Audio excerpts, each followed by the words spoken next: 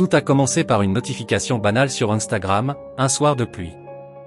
Un certain Marc m'avait envoyé un message, « Tes photos de voyage me font rêver, on dirait que tu vois le monde avec un regard différent. » Marc était l'homme idéal.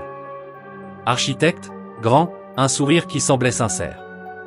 Pendant 4 mois, il est devenu mon oxygène. On s'appelait tous les soirs. Il me parlait de ses chantiers à Dubaï, de sa solitude dans ses hôtels de luxe. Il connaissait mes peurs, mes rêves, mes habitudes.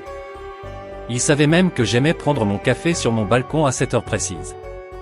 Puis, le rêve a viré au cauchemar. Un soir, il m'appelle en panique, la voix tremblante. Un accident de chantier, une erreur administrative, ses comptes bancaires saisis par la justice locale. Il était coincé, sans rien. Par amour, par peur de le perdre, j'ai envoyé 800 €. Puis 1500. Puis mes économies pour mes prochaines vacances.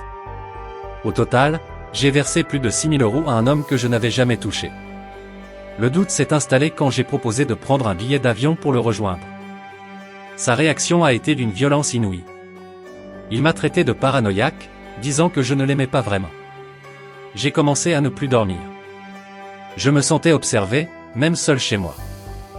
J'ai fini par engager un détective privé, prêt à découvrir qu'il avait une autre femme. Mais la vérité était bien plus sombre. Marc n'existait pas. Les photos appartenaient à un mannequin qui vivait au Brésil.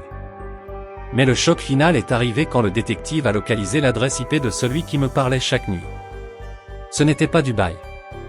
Ce n'était pas un hôtel. C'était l'appartement 402. Mon voisin de palier.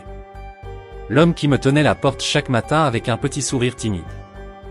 Il utilisait l'argent de mes virements pour payer son propre loyer, juste en face de chez moi. Pendant qu'il me consolait au téléphone, il me regardait sûrement par son Judas, savourant ma détresse à quelques mètres de moi.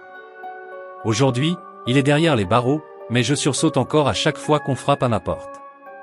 Car le pire, ce n'est pas d'avoir perdu mon argent, c'est de savoir que mon bourreau était celui qui me disait « bonne journée » chaque matin.